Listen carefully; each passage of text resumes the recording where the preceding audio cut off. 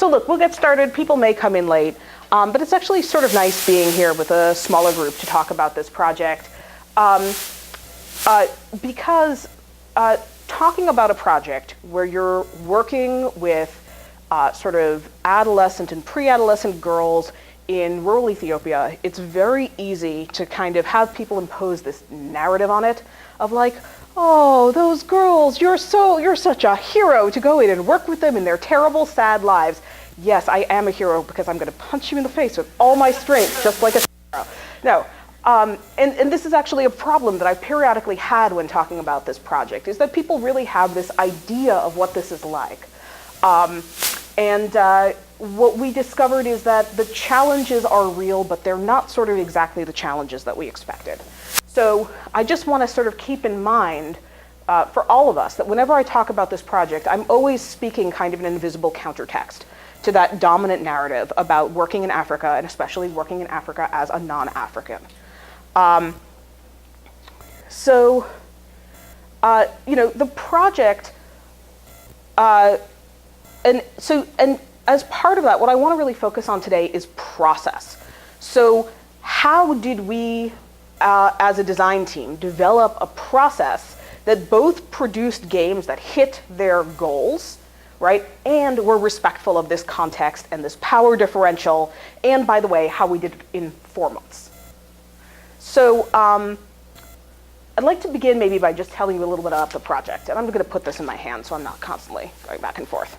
So the project was called Yenya, and it's actually an ongoing project in Ethiopia now, and it's aimed at girls aged 10 to 14 years old, and specifically focusing on Addis Ababa and the region of Amhara, which is one of the poorer and more rural regions of Ethiopia, and focusing on working with girls, helping girls in this 10 to 14 age group who are sort of between maybe the 25th and the 75th percentile in SES, right? So we're not looking at the girls who are going to private school or who have cell phones or whose parents work as professionals. Nor are we looking at the girls who are living on the street or who are working as prostitutes, right, at age 12. Those are not girls who need our help, and those are not girls that we are equipped to help. What we're looking at is what can we do with the vast middle of girls. What do they need, and what can we give them? So the project funders, Girl Effect, the foundation, identified 4 major areas that were problems for these girls. And no problem, come on in. We all, so these 4 areas were basically all come back to the same underlying problem, which is girls 10 to 14, they're not really allowed to be adolescents, right? That sometime in that period, they switch from being kids to being adults, and they don't really get a period to figure out who they are and what they want in life. So at some point in that critical period, boom, they're suddenly being asked to make very major, very adult life decisions. For example, they're being asked to make decisions about economic migration. Should I leave my village? Should I go to a local big city? Should I try to go to Addis Ababa, right, and send money home to my family, right? Would you make a good decision about this at 13? I would not have, right? They're making decisions, especially in Amhara, about marriage and reproductive health. So the average age in Amhara, first marriage 14 years old, average age of first childbirth 15 years old. Delaying first childbirth even 2 years has enormous impact on both the health, the reproductive health and physical health of the mother, the health of the child, and the economic situation of the family, right? But if your parents are saying to you, hey, congratulations, we want you to get married this year, if you're 12 years old, what resources do you have to say no? So these are examples of the kinds of big decisions these girls are being asked to make, and without much to kind of help them do it. So Girl Effect identified 4 areas. They came to us and they said, these are the 4 things that we think will help girls navigate this transition, which sort of this adolescence they don't get to have, and make decisions that will help them live happier and more fulfilling lives, right? So number one, and this we thought was super interesting, friendship. So in Ethiopian culture, it is very difficult for girls to have supportive peer networks of friends. In fact, a full 20% of girls report having 0 friends, no friends at all. And that happens for a variety of reasons, which I'll talk about later in this talk. But if you're making your decisions in isolation, you don't have friends to give you other perspectives, you don't have anybody you can talk it over with, you don't have anyone who you can trust to give you a new perspective, all right, that is going to make making big decisions hard. Number 2 was money.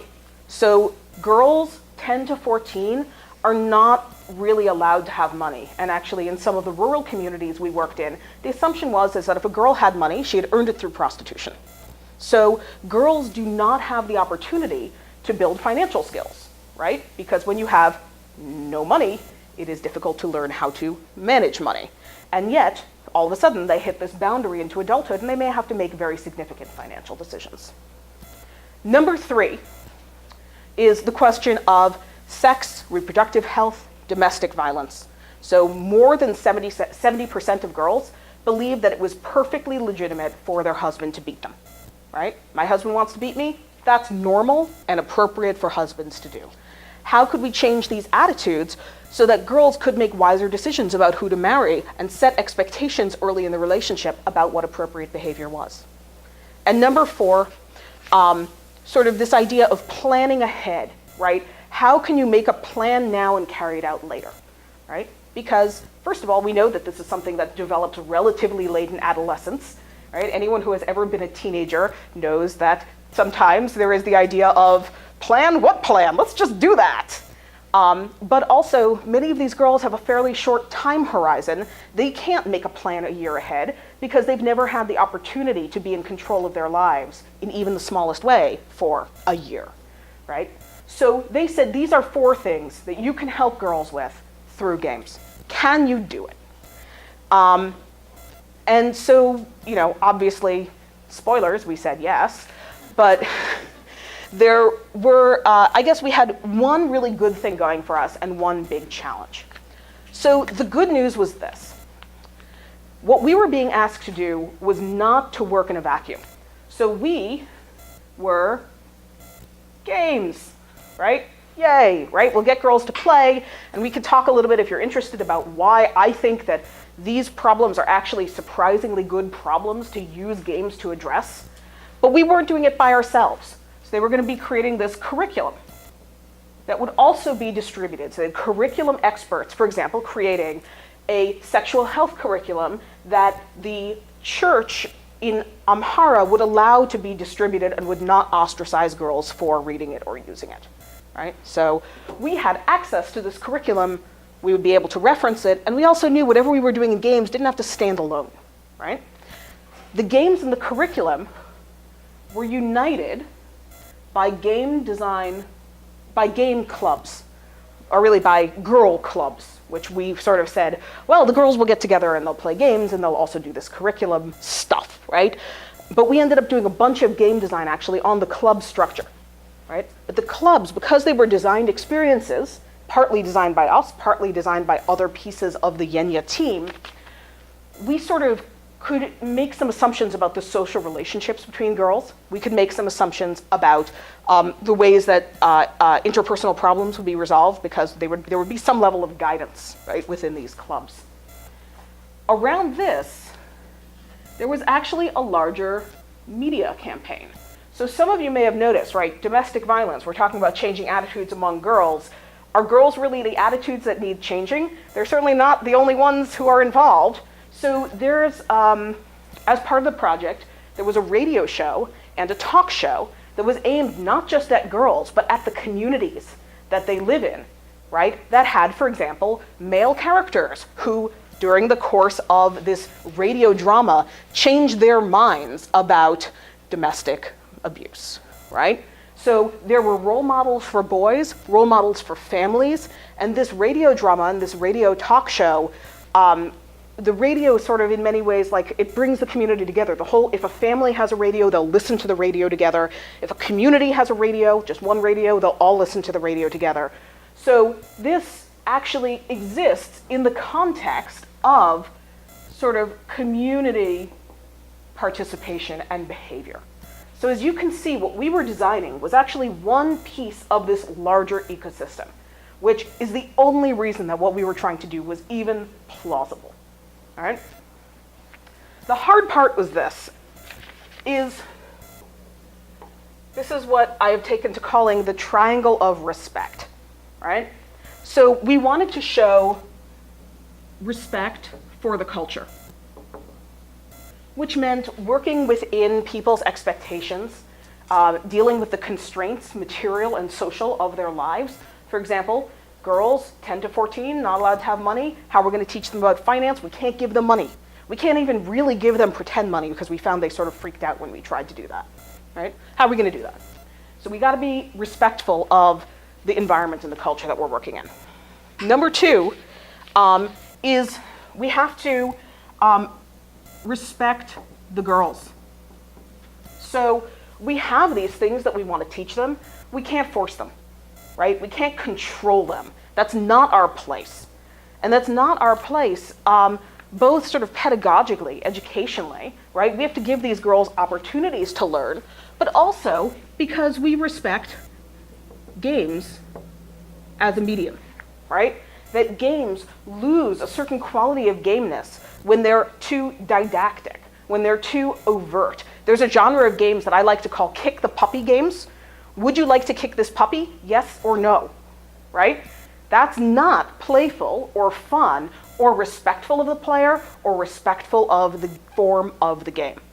So we sort of wanted to be inside this, and we had 4 months to do it. So that kind of was a huge, huge challenge. So what I want to talk to you about today is sort of just talk about the process that we use to do that. Because the games that we created, I mean, we think they're cool, but they're not for you, right? They're not meant for you. They're not meant for me. I thought some of them were fun. I thought others of them were intolerably boring. They're for the girls.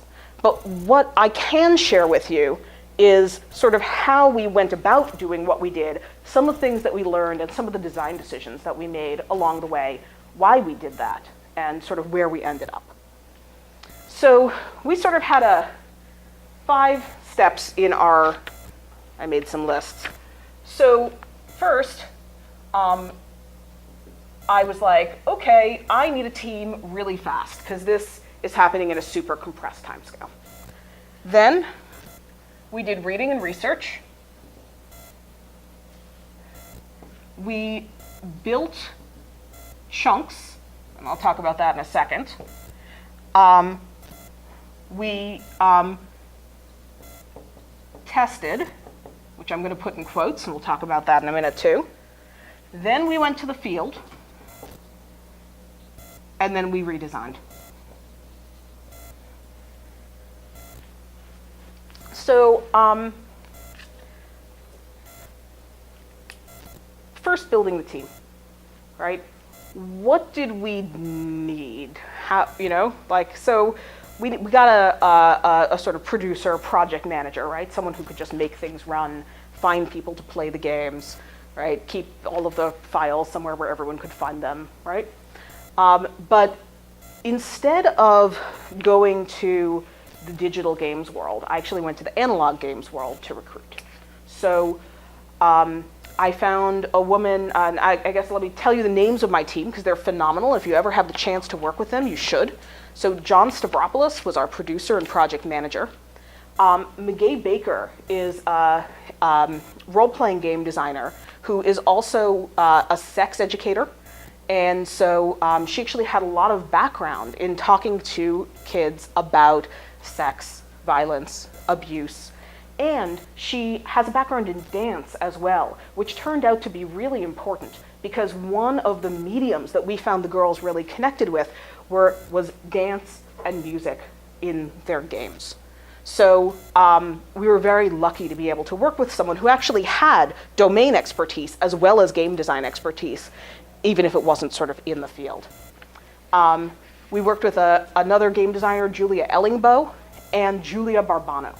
So in an ideal world, I will say, we would have worked with local game designers. That would have been the ideal. But right now, there's not capacity, right? And in the long term, one of the things that we hope to do as the sort of work continues is if we come back in 5 years and they say make more games, we can say, great, here are the women that we worked with. So we had a translation team of 4 young women to say, great, they've had 5 years to work. So the college students working in education, now they have their degrees. They've had some experience working with us. They've done some game design work for summer camps. Let's now have more of that local voice in the field. But that's a compromise that we had to make, in part because of the shortened time frame and just in part because of capacity issues on the ground, right? They actually came to us after looking locally. So we had this team, but then we had to figure out what to do. So fortunately, Girl Effect had already been on the ground for some time doing preliminary research, and they handed us to read. The good news was there was a lot of it. The bad news was they weren't thinking like game designers, right? They weren't asking the questions that we would have wanted to ask. So we had to go through and we had to think about how their insights could become actionable to us for design. So I'll give you some examples of things that we were able to get out of this sort of initial research that wasn't aimed at us, but told us what to do. So one thing was looking at just the basic medium. So they said games, and of course, when someone says games to you, they almost always mean digital games. But we looked at what girls had access to in terms of technology. The girls that we were looking at didn't even have regular access to paper and pen, right? 17% of Ethiopians own or have access to a cell phone. I can guarantee you that girls 10 to 14 will be the very last demographic to get that access. So if we really wanted this to reach 10 to 14-year-old girls in that 25th to 75th SES percentile, it certainly didn't make sense for us to do computer games. We probably couldn't even do mobile games, certainly not on a smartphone, even on a feature phone. Almost certainly did not make sense. Maybe 5 years from now, you can start designing games that assume one girl in the group has regular access to a feature phone. But right now, that's not possible. So their technology research told us that we would need to come back to them and say, look, we can't design cell phone games for you. It doesn't make sense. Cell phone games are going to reach the girls that don't need our help, right? As it turned out, that's not quite true because some older girls have access to cell phones. So we worked with a group of 17 and 18-year-old girls. Maybe 20% of them had phones with them. So one assumes that they might share access with a younger sister. But nonetheless, that was not a bet that we were comfortable to making. So we were able to kind of get that out of their research just on technology. What do girls have access to? We also got a lot out of sort of the cultural understanding when it came to what materials we would be able to use. So one of the things they did is they followed girls around and just looked at how they spent their day. And the older girls in this age group, as they make this transition, they get more and more physically constrained. So not only do they not have access to cell phones, they can't go outside and run around, right? People in the community, if they catch them running around, they'll be like, why are you acting like a child again, right? Go sit down. The times that girls have to spend with their friends as they get toward the older half of this range, right? The girls we don't want to abandon, the time they have to spend with their friends while they're doing chores, right? Like grinding flour, or while they're walking to the well, carrying things in their hands. All right, so at least some of our games had to accommodate being played with your hands full. Whoa, okay, we've got to design games that are primarily verbal, maybe that have some physical component where you can put something down and, and then pick it back up. All right, good. So we know we're in the realm of non-digital games, some of which are going to be primarily verbal, that are sort of asynchronous, right? It's not about how fast you can do things. You can pause, you can do your chores, you can come back to the game. So you can see that we were already able to get a lot of insight out of these things that were not really about games per se, but that identified these kinds of constraints that we were going to be working with. They also had insights about each of these 4 areas. And I want to talk specifically about friendship. Because, of course, help girls be friends. I mean, that's like, how do you even address that? That's a huge problem. We had to understand what the problem was before we could hope to solve it. So it turns out that, look, girl culture in many countries is about developing relationships by telling secrets, right? Who here has ever made a friend by exchanging secrets, your own or somebody else's, right? Yeah. So there are some specific things about girl culture in the regions of Ethiopia where we were working that takes that tendency and actually makes it horrifically destructive. So number 1, there's this idea of you only have one friend at a time. So you're going to be my friend. I'm going to show you that you're my friend by telling you the deepest, darkest secret that I have, right? And now we're friends. Now you're my friend, right? But when we're not friends anymore, I want you to be my friend, and I'm going to make you my friend by telling you Anna's deepest, darkest secret, right? So it's not just like I'm mad at you or I want to ostracize you, that other people's secrets are the currency of friendship, and that unless people only ever have one friend, which doesn't really happen, you're going to be participating in this network of sort of spreading really harmful gossip, okay? And what makes it even worse is that for girls who are living on the margins, sharing these kinds of secrets can have massive, massive consequences. So for example, there was an interview with one girl who had told her friend, her one friend, right, that she had had sex, right? And this friend went and said, oh, I want you to be my friend. Let me tell you, this girl has had sex. And she was ostracized by her family and community. Right? I mean, this girl's life was basically ruined because of this friendship culture. The other thing that it does is you can only have one friend at a time. How do you build networks, right? Friendship is exclusive. If I'm friends with you, I'm not friends with you, right? And that gets in the way of girls building the kind of deep and resilient networks that will help them face adult decisions with their adolescent capacities. Right? So understanding that problem more deeply, we could have gone into the field and tried to do that and understood how that might have an impact for game design. We sure as hell we weren't going to do that in 4 months. So we were really lucky that we were working with an organization that had already done that sort of careful anatomizing of the problem. Why is this hard? So we could immediately move to the next step, right? Which is, how can games help? What are the things we want to encourage people to do in games? So we came up with goals, right?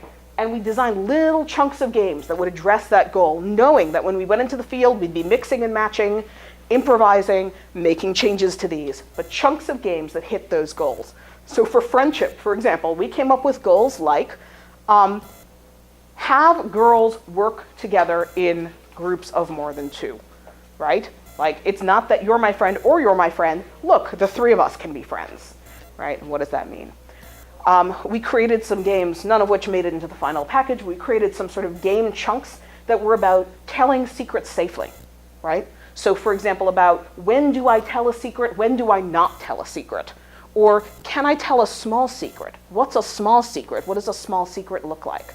So for example, we created one sort of competitive game that was about telling smaller and smaller secrets. So you had to tell something that was less important than the person before you, to give you a way of practicing sharing intimacy, right? Because you were actually whispering into someone's ear, and then they would pick someone, right?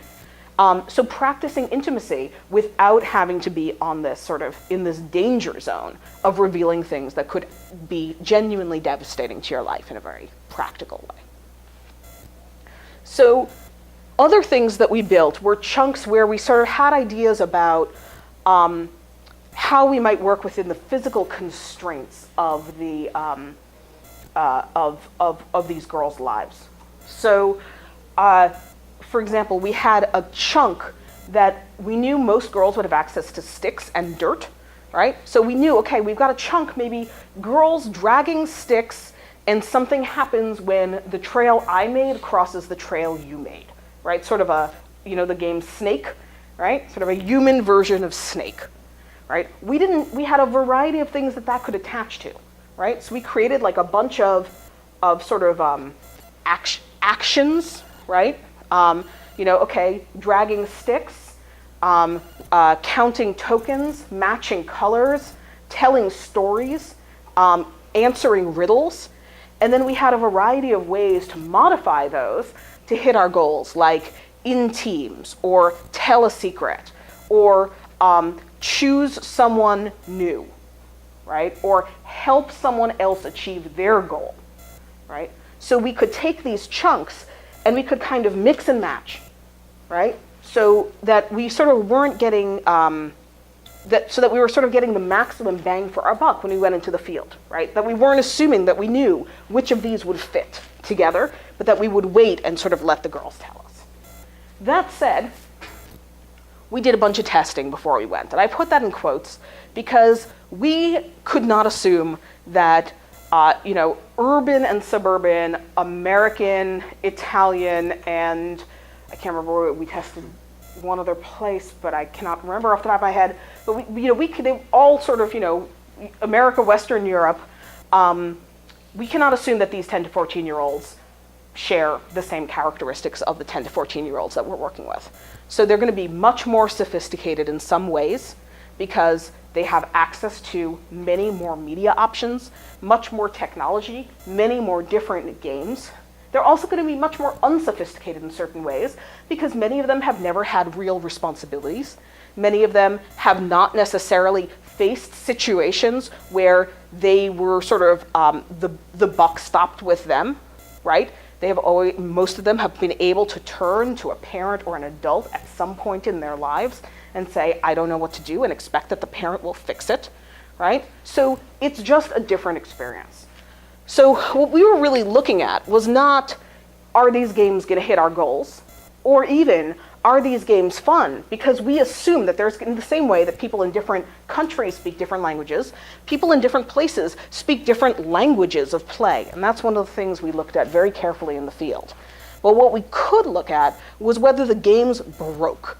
So we'd put things together in different combinations, we'd try out our different chunks, and we'd find out things like, oh, right, we made this hidden assumption that there would be an even number of players for this game. That's just broken, right?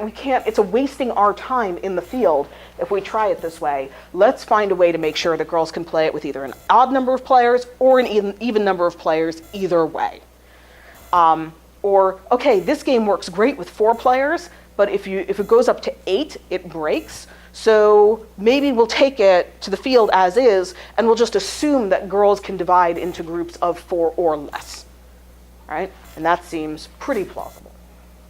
So these are the kinds of things that we were able to test, and we actually tested with a slightly broader age range. We went all the way down to 7, right, instead of 10 to 14, and we went up to about 16 to try to capture both some of that like less exposure to media and greater exposure to responsibility, right? But at the same time, we were aware there was only so much we could get out of it, and we really focused on just, does this function? Then we went into the field. And that was intense. So we had about 2.5 weeks to play games with girls in Amhara and Addis Ababa and try to suck down everything that we could to be able to create games that made a difference to these girls, right? That would hit the goals in a way that respected them and left them their autonomy, that respected the very real cultural constraints they were facing, and that were also fun, right? And of course, we were doing this all through interpreters, right? We actually got very lucky that we had these 4 very brilliant young women who were in ed school. And so they wanted to be teachers. They were amazing at working with the girls, and they were able to sort of interpret for us, but also to kind of do a lot of the management stuff that takes twice as long, like, okay, let's get everybody sitting down, and they could just do that. They had a lot of skill in that area. So if you're ever working in the field where you have to work through a translator, I highly recommend looking at ed schools first if you're working with kids.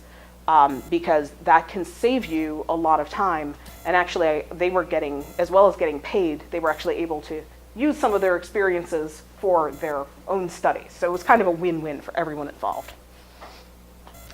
So what did we do?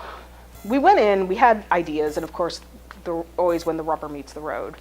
So we said, okay, we'll go in and maybe we'll start by getting the girls to teach us some of their games, because we want to see what girls are playing. If we don't understand the local vernacular, sort of the language, then how can we expect to create games that speak to girls, that they even want to play, let alone that, help them make change in their lives? What we discovered is that the games that the higher SES girls and the lower SES girls were playing were quite different. So they were the same in some ways. For example, in Ethiopia, any games, team sports are for girls. Boys, unless it's televised, But the girls had amazing sort of folk games that were all team-based. So there was one very, very clever, very interesting game where girls would stack bottle caps. So there'd be sort of an attacking team and a defending team. Right? The attacking team would be trying to get in and grab. You could only take one bottle cap at a time, right? And then the defending team had ways to get the bottle caps back and restack them, right? And there was the sort of, sort of capture the flag like. And this was considered a girls' game. Boys would never play this because it was sort of team-based, right? But there were differences too. So for example, the higher SES girls that we worked with, and it took us a while to see this pattern, the games that they played were about winning, right? Who's the winner? Who's going to come in first?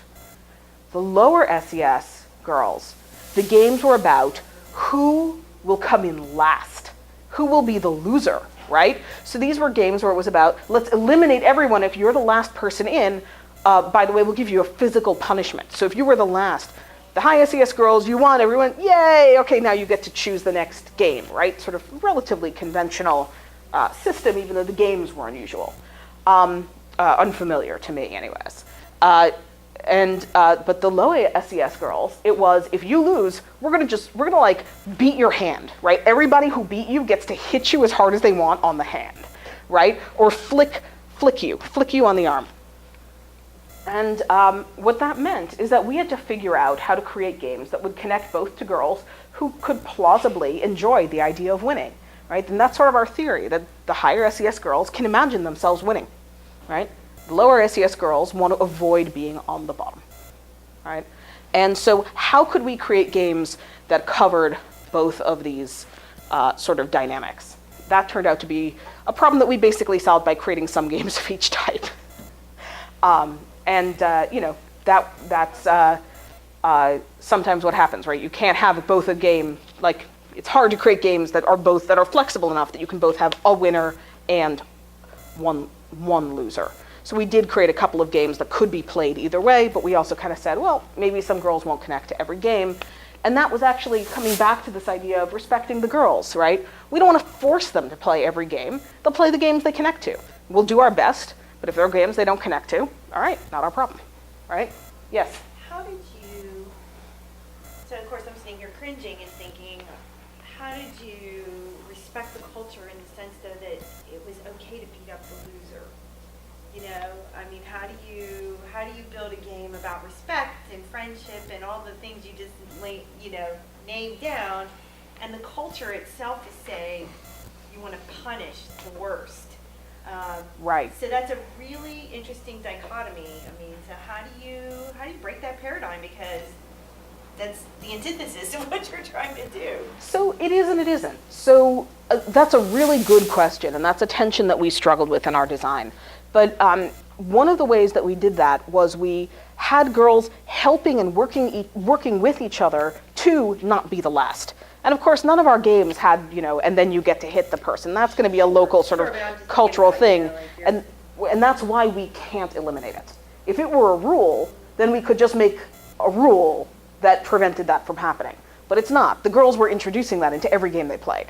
So we knew they were going to introduce this group of girls in this particular region, this particular sort of demographic group. They were going to do that whether we wanted to or not. So we had to design around it. So for example, one of the games we created was sort of a team-based riddle game where the girls would get really into, the girls on the team that had already figured out the riddle would be like, oh, I'm going to give a clue that's going to help you because I don't want you to be the last. It would be so sad if you were the last. Right? And they would work together. They would be like, okay, what would a good, like, how do we help people get off this losing team because we need there to be one loser, right? So there's always going to be that tension because you can't control what girls do with the games. They're sort of aware, right? Like any game that had any kind of win-lose state, there was going to be flicking or poking or whatever. But we didn't feel we had a moral responsibility to stop it because it wasn't like, they weren't injuring each other, right? It was sort of a test of stoicism. And if you endured your trial stoically, the girls would be like, yeah, you're awesome, right? But what we had to do was to find other places to work around it, right? So to say, okay, you're gonna show respect for other people right up until that moment where there's one loser, and then maybe you do go through this sort of trial by fire, trial by endurance. It wasn't contemptuous. It wasn't like, well, you're the loser, so you deserve to be hit. It was, you're the loser, so you're gonna have to display your endurance. You're gonna have to go through the fire. So that was not as opposed to what we were doing. It wasn't diametrically opposed. It was kind of simply opposed, right? We kind of had to design around that. Does that answer your question? Yeah, because I wasn't sure it sounded at first like it was, the negativity was punishment. Right. And it is in the sense of it's like, haha, you lost, right? But it's not haha, you lost, now we get to beat you up. It's haha, you lost, endure this trial to regain your worth and honor, right? And that was sort of, again, that's what we saw in it. And that's always the problem with doing field work, right? You go into the field and you make your best interpretation of what you're seeing. But that's sort of how we interpreted what we were seeing. So that's a great question. Right, so that's some of the stuff that we got from watching them play games. Another thing we did is we went around and we asked them, we used a methodology called bright spots. If any of you have heard of it, it's basically looking at what's already successful in a community or a context and then providing opportunities to do more of that. So we asked girls, we just said, we asked them things like, what does it mean to be a good friend, right? Or what's a plan or a hope or a dream that you have, right? So we can sort of get some more context on how we create games that give them opportunities with decision making or with friendship, right? So, but the most productive thing it turned out that we asked them is we asked them, what is it easier to do in a game than to do in real life? And they had answers. I mean, right? It's not like they were like, gee whiz, I never thought about this. Right? They knew what was easier for them to do in a game than to do in real life. For example, it's easier for me to tell a friend when she hurts my feelings in a game than in real life. Wow, right? Okay, cool. Maybe let's give girls an opportunity to do that more in games. That sounds like a good thing to practice, right? I think it's easier to say no to somebody when you don't want to do something in games than in real life.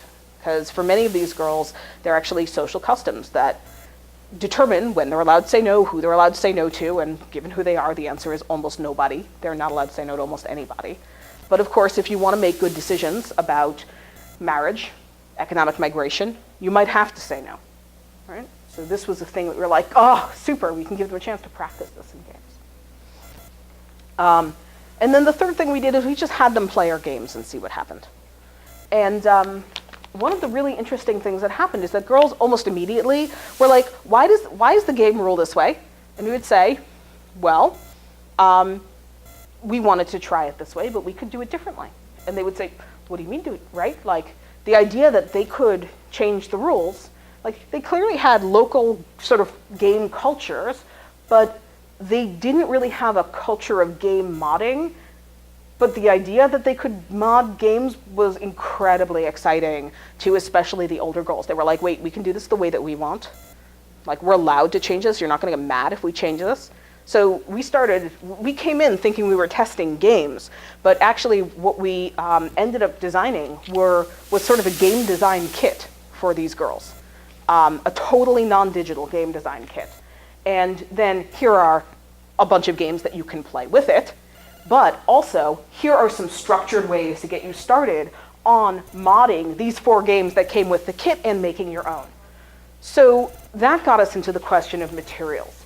So one of the other things we discovered in the field was that there was already a culture of game exchange. This was great news for us, because if we want to respect girls, we don't want to make them dependent on Girl Effect in order to play, right? Oh, I want to play this game. Well, you have to go find Girl Effect and you have to get a kit and you have to no. What we wanted was to put some of these out into the wild and let girls take it, adapt it, and make it their own. That meant that we had to look at what materials girls had available. Because we could create, sort of nice kits and give them out through Girl Effect.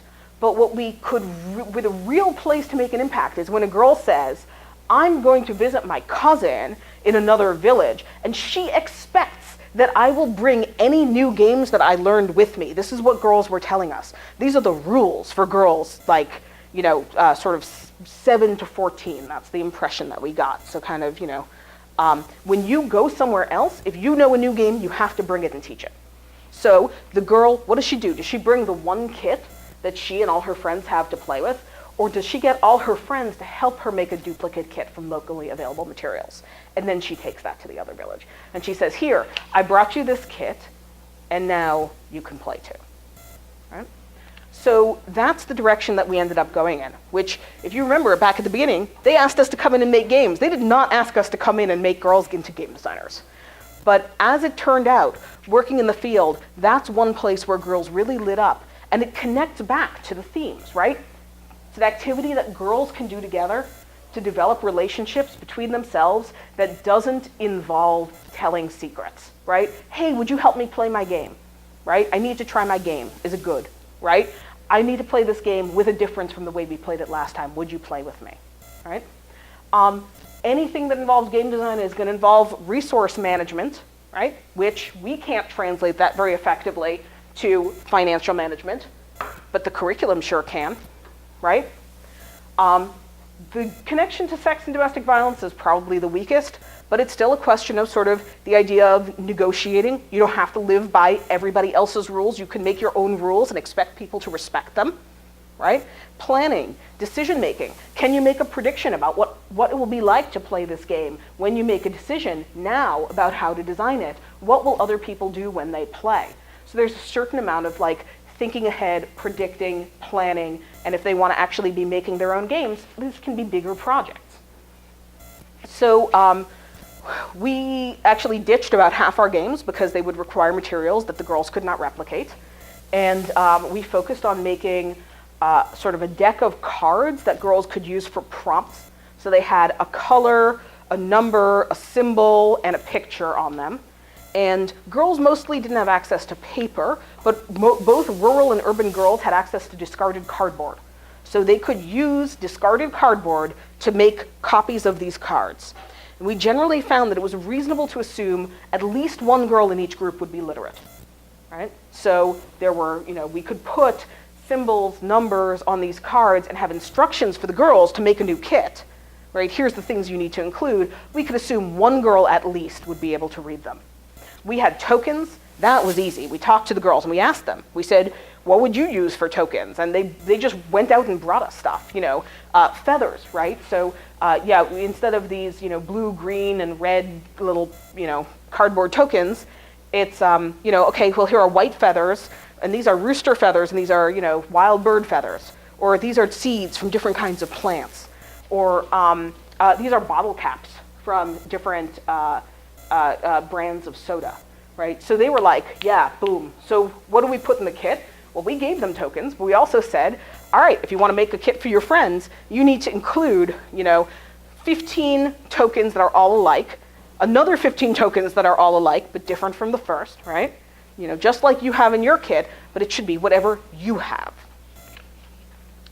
And this turned out to be the key to help us design sort of the larger structure too, is that this and other things told us that girls cared a lot about helping others. So they were so committed. They took this duty, this social duty, to exchange games really seriously. And when we talked to them, some of the things they would say is I feel happiest about myself when I have a chance to help someone else. And that was sort of congruent with the reading and research that the Girl Effect team had done, that one of the core values was sort of being strong in yourself, but not for yourself. Being a pillar of strength for your community, right? But girls often didn't know how. The only tool they had was to kind of say yes to whatever anybody told them to do, which they often didn't want to do, but they kind of felt they had to do anyways. They just didn't know, like, how do I help someone? My mother says that the way I help is by dropping out of school to go work in the market, or by dropping out of school and staying home on the farm and doing my chores. Is that really how to be is that a way that I can be someone who can help others? So at this club level, we created this idea of stronger together, right? And we divided into 5 sort of subcategories, right? Because stronger together, right? When we're together, we're stronger, but what does that mean? So we talked about girls being, I wrote these things down, I gotta check my list, because otherwise I'm gonna tell you the same thing 5 times. So being braver together, how can you help your friends stand up to things that are hurting them or that they're afraid of? How can you be kinder together? Right, because when we said to girls, you need to be kinder, but how can you help other people be kinder? Oh yeah, one way I can help other people be kinder is to be a role model. I would love to be a role model to others, so I'll be kind so that others can be kind, right? How can we be smarter together, right? So how can we learn? How can we help our friends who aren't in school anymore continue to learn and educate themselves? How can we be tougher together? How can we suffer when bad things happen and make each other's suffering lighter, right? How do we endure the worst together? And how can we be happier together, right? It's not just about what we can achieve, it's about the joy that we can have along the way. So we helped the sort of club team develop bracelets that basically, as girls did things that were about being braver, smarter, kinder, tougher, and happier together, I think I got all 5, they could wear these bracelets with different beads. So you could have a lot of kinder together beads, and people would know that you were someone who would help them be kind. So we created activities within the games and within the game design kits that would actually help them practice these skills. So we used that as a way to make explicit the connection between the game activities that they were doing and these qualities that they wanted to cultivate in themselves and actions they might take. And then, and the curriculum team linked that to actions they might take outside the game, right? So for example, it's frightening to make something and ask someone to try it. So if you use the kit to make a game and have another girl play it, you could get a bead that said you were brave, right? And the girl who helped you try it would also get a bead because she helped you be brave, right? That the two of you were working together. So we designed a bunch of these activities around these 5 ways that girls could help one another, right? So I just want to close by saying that, this was a big project, and it's a long-term project. They're doing like 1, 2, 3, and 5-year evaluations of it. And we're actually not the evaluation team. We are just the game design team. We're one little cog in the larger project. But we had girls say things to us, like we had a game about, a sort of math game that was about resource saving for the future, right? This is sort of one of the ways that we were thinking about resource management. And a number of the girls, especially the younger girls, came up to us, a group of them, and they said, I want to go home and teach this to my mother, right? Because my mother doesn't know how to do this stuff, but she would have fun playing this with my little brothers and sisters, right? And I could play it with them too. And, and I can see that this is, like, I can see that there's math here, and my mother doesn't know any math, but she would play this game, right? And sort of, there's sort of a part of the game where they're putting stuff aside, like, do I want to invest this? Do I want to save this for later and get a bigger reward later, right? Thinking about how do I save for the future, right? So we had girls saying like, oh, right, can I save more? Can I save more things, right? So they're sort of getting some of these ideas, and they're taking it into context that we didn't expect. We didn't design the game for girls to play with their mothers, right? But that's what they wanted to do with it. Or probably one of the greatest moments was we had worked with one group of girls in the morning, another in the afternoon, and we were driving back, sort of through the first village, and the windows of the little van were down, and we heard the girls singing the song and playing the game, one of the games, just playing on their own with a bunch of girls we had never seen before, right? That even during the field test, right? Even before any of our kits got made and anything got deployed, girls were already teaching girls the games we made, right? So we came home and we made a bunch of changes based on what we learned. We did a lot of the sort of, we took this apart and turned it into a kit and really focused on games that were modifiable. But for us, the fact that we made games that girls wanted to play and that girls sort of understood that there were these learning concepts embedded in the games, and that they were ways for girls to connect with each other, that girls could play together, and that they were ways that girls could help each other, that was incredibly powerful for us. So we're waiting to see whether it has the desired effects on the community as a whole, but for now, so far, so good. Thank you very much. I'm happy to do questions.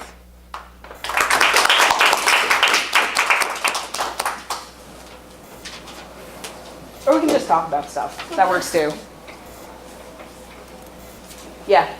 Just real quick. I'm curious how you got, how they came to you. How did Girl Effect come to even the idea of doing the games and then come to you specifically? So how did they come to doing the games? I think to some extent games are a little bit hot, right? So someone had kind of said, ooh, I wonder if we could fix this problem with games, right? I think that's sort of out there in the air. But they had the intelligence to realize that they had problems that aligned well with games. So they found me basically because we had a mutual connection, a former student of mine actually, someone who had taught game design. And she happened to know the people who were involved in this project, and she said, the person you want to work on this is Jessica Hammer. So that's how we ended up getting involved.